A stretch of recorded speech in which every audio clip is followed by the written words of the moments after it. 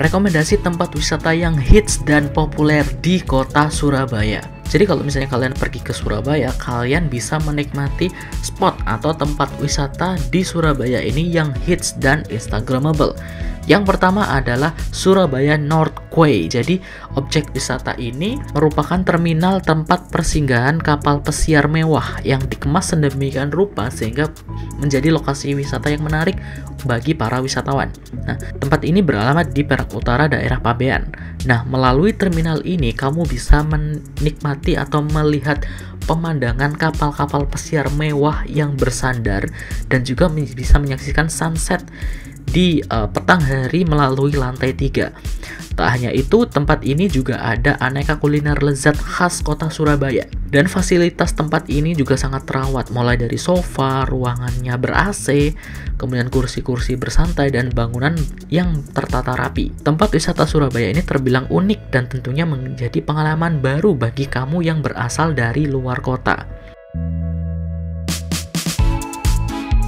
Tempat wisata nomor 2 adalah hutan bambu. Jadi, tanaman bambu itu tidak hanya berguna sebagai bahan dasar kerajinan. Di Surabaya, hutan bambu ini jadi objek wisata yang punya pesona yang sedemikian rupa. Jadi wisata di tengah kota yang bisa Anda nikmati secara gratis dan buka 24 jam. Hutan bambu ini berada di Jalan Marina Asri, daerah Keputih.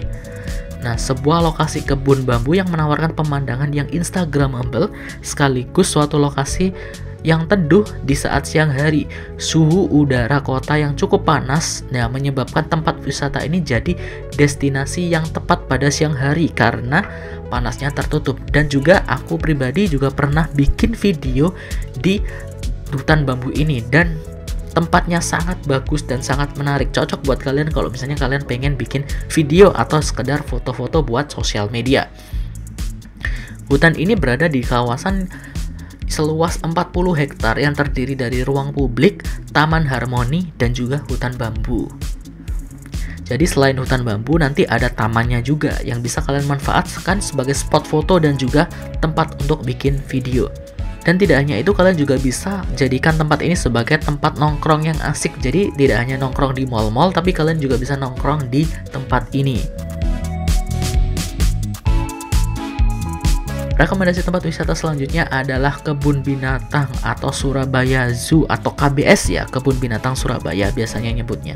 Kalau kita berwisata dengan keluarga atau dengan anak-anak, tentunya tempat wisata seperti kebun binatang ini bisa jadi pilihan tempat untuk liburan atau untuk berwisata. Nah, kebun binatang ini terletak di Jalan Style, daerah Darmo Wonokromo. Jadi ini di tengah kota, teman-teman. Kebun binatang ini pernah menjadi kebun binatang yang paling lengkap di Asia Tenggara dengan koleksi 211 spesies dan 2.236 binatang. Dan kebun binatang di Surabaya ini punya beberapa fungsi bagi para pengunjung, diantaranya fungsi edukasi, rekreasi, konservasi, dan mendukung aktivitas riset untuk para peneliti.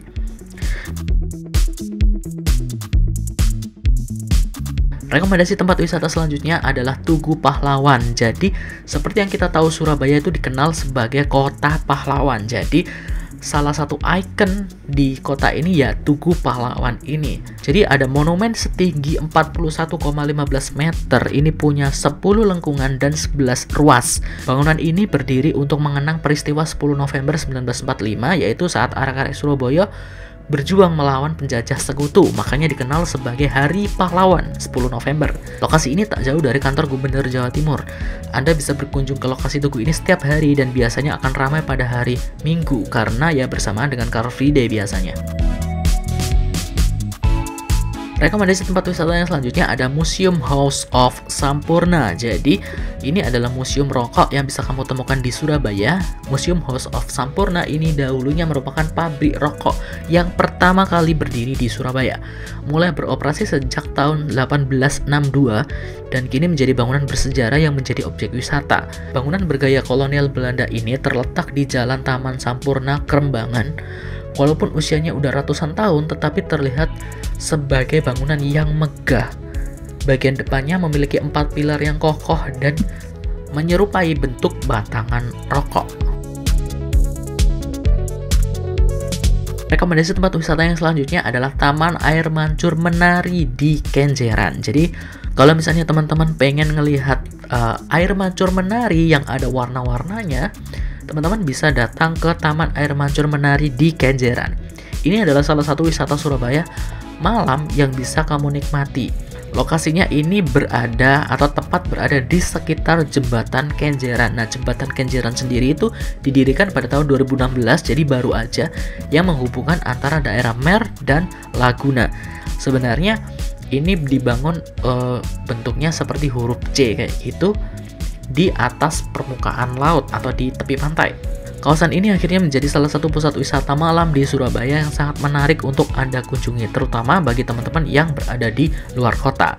Namun sayangnya untuk air mancur ini itu hanya menyala pada hari Sabtu malam, tepatnya pukul 20 sampai 21, jadi jam 8 sampai jam 9 malam di hari Sabtu atau Sabtu malam Minggu. Nah, atraksi air mancur ini sangat memukau dan hanya berlangsung 1 jam saja karena memang biaya operasionalnya cukup besar, dan aku pribadi sudah pernah melihatnya secara langsung dan jujur itu indah banget. Jadi kalau misalnya kalian punya waktu di malam hari, di hari Sabtu terutama ya, hari Sabtu jam 8 sampai jam 9, kalian bisa mengunjungi tempat wisata ini. Kemudian rekomendasi wisata selanjutnya yaitu Taman Bungkul. Siapa yang nggak tahu Taman Bungkul? Kalau teman-teman ke Surabaya, nggak boleh lewatkan mengunjungi Taman Bungkul karena taman ini berada di tengah-tengah kota Surabaya, yaitu tepatnya di Jalan Raya Darmo. Nama taman ini berasal dari nama seorang tokoh penyebar agama Islam di Surabaya bernama Sunan Bungkul, makanya, dan makamnya juga bisa kalian temukan di kawasan taman tersebut, yaitu ada di baliknya, ada di belakangnya. Taman ini diresmikan pada 2007 dan punya wahana yang sangat lengkap, diantaranya taman hijau lengkap, kemudian ada air mancur, ada wifi gratisnya, ada telepon umum, plaza, dan panggung hiburan, ada jogging track, ada BMX tracks, dan ada tempat anak-anak bermain hingga pusat kuliner. Nanti di tengahnya ada tempat untuk berkreasi lah, ada anak-anak, biasanya anak-anak dance atau anak-anak bikin apa, kreasi apa, itu banyak banget di taman ini teman-teman. Oke, rekomendasi tempat wisata selanjutnya yaitu Kebun Bibit Wonorejo. Jadi kalau misalnya kalian pengen wisata hijau, kamu bisa datang ke Kebun Bibit Wonorejo. Lokasinya ada di Jalan Raya Kendalsari, daerah Wonorejo. Nah, dulunya tempat ini merupakan taman kawasan pembibitan. Selanjutnya direvitalisasi menjadi kawasan hijau yang menjadi destinasi wisata. Taman ini beroperasi sejak tahun 2011 dan menjadi salah satu tempat untuk rileks di tengah hiruk-pikuk suasana kota.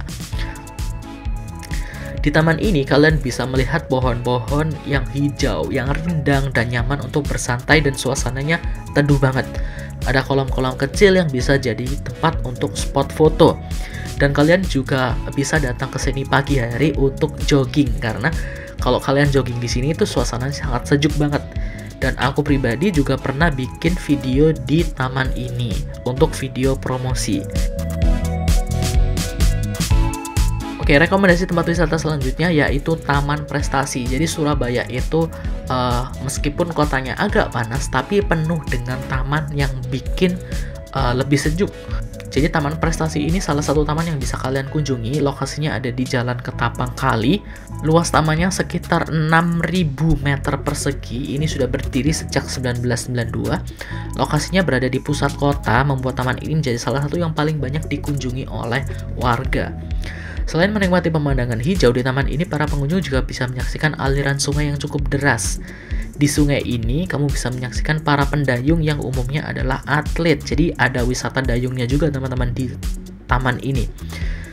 Dan aku pribadi juga pernah untuk membuat film di taman ini. Jadi film pertamaku itu aku juga buat di taman ini dan sangat bagus banget tamannya.